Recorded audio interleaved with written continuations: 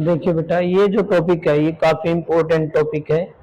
Coefficient of restitution या coefficient of Reliance क्या होता है? ये क्या होता है कि एग्जैक्ट में कोई भी कोफिशिएंट होता है। सिंपल तो ये बात याद रखो, कोई भी कोफिशिएंट है, कोई भी इफिशियंसी है, हम लेते हैं इफिशियंसी या कोफिशिएंट। होते क्या है? आउटपुट बटे इनपुट। सिंपल याद रखना है फॉरएवर। कोई भी कोफिशिएंट हो, कोई भी इफिशियंसी हो, सारे क्या होते हैं? Output by input.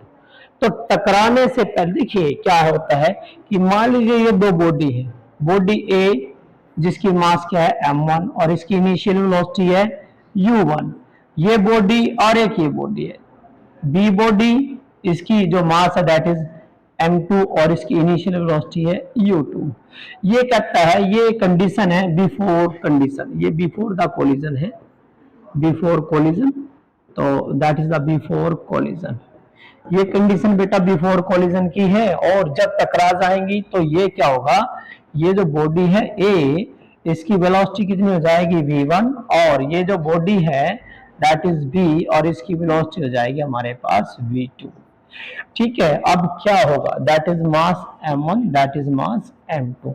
यदि ये कोलिजन तो टकराएंगे तो तभी भाई या तो इसकी स्पीड कम हो जाए।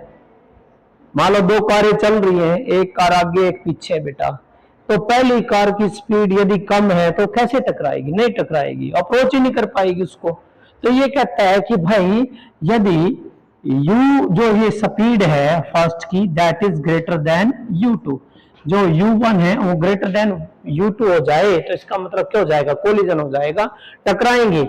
जैसे कंचे खेलते हैं, दो कंचे आए तो यदि एक ही डायरेक्शन की बात हो रही है, एक डायरेक्शन में, ये वन डायरेक्शन में है, तो क्या होगा? जब टकराती है तो दूसरी बॉडी की जो स्पीड आउट हो जाती है, बहुत ज्यादा स्पीड ज्यादा हो जाएगी इसकी। तो यहां देखेंगे तो ये जो है ये क्या है आपका? ये आफ्टर है, क्या ये? After collision. ये केस आपका आफ्टर कोलिजन का। तो यहां ये क्या है आपका? आउटपुट है, क्या ये? आउटपुट। और ये क्या आपका? इनपुट। तो आपने क्या लेना है? रिलेटिव वेलोसिटी लेनी है। रिलेटिव वेलोसिटी आफ्टर, क्योंकि यहां तो कौन ज्यादा है? v2 ज्यादा है। यहां कौन ज्यादा है? v2 ज्यादा है। किससे ज्यादा हो जाएगा? v2 is greater than v1। ये तो रिलेटिव वेलोसिटी निकालनी है आफ्टर किसकी? आउटपुट की। और रिलेटिव वेलोसिटी किसकी? इनपुट की। आउटपुट में कौन है? आफ्टर कोलिजन है। तो डेफिनेशन क्या? बिल्कुल सिंपल है बेटा। ई की जो डेफिनेशन है कोफिशिएंट ऑफ रेस्टिट्यूशन क्या बनेगा? ये आएगा रिलेटिव वेलोसिटी। क्या आएगा? Relative velocity, that is the relative velocity after collision. ठीक है, रिलेटिव वेलोसिटी आफ्टर कोलिजन, यह आएगा आपका रिलेटिव वेलोसिटी आफ्टर कोलिजन। और नीचे क्या आएगा? Relative velocity before collision. क्या आएगा? Relative velocity before collision, before collision, before collision, relative velocity before collision. तो ये सिंपल सा है, after collision and before collision. अब आप यहां देखोगे आफ्टर कोलिजन आउटपुट में v2 ज्यादा है तो क्या आएगा? v2 माइनस v1 आएगा।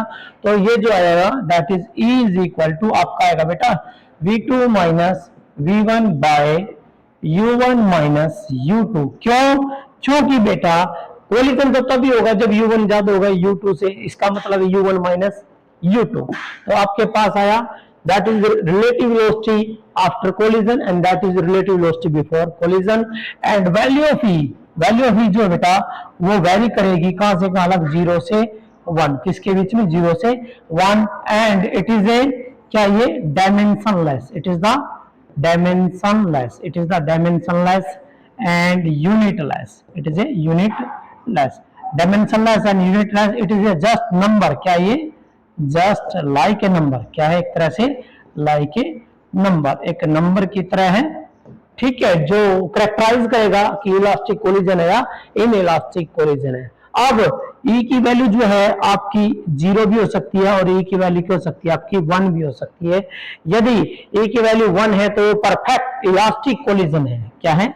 Perfect, that is the perfect elastic collision, that is the perfect elastic collision.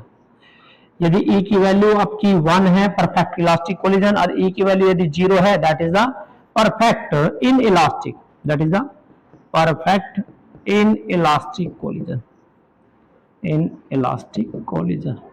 ये है बेटा आपका सिंपल, ई की वैल्यू कई बार आ जाता है, it is like just only number, it tells only, it tells, इसका जो वैल्यू है वो नेचर बताएगा, इज इट इलास्टिक और इन इलास्टिक। यदि ई की वैल्यू 1 है, 1 को अप्रोच कर रही है, वो क्या आएगा आपका इलास्टिक आएगा, 0 को अप्रोच कर रही है वो इन इलास्टिक बन जाएगा।